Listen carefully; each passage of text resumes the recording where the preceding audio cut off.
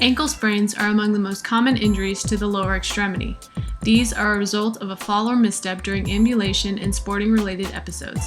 This injury is classically observed as an inversion injury at the ankle and subtalar joint of the foot, whereby several structures may be injured.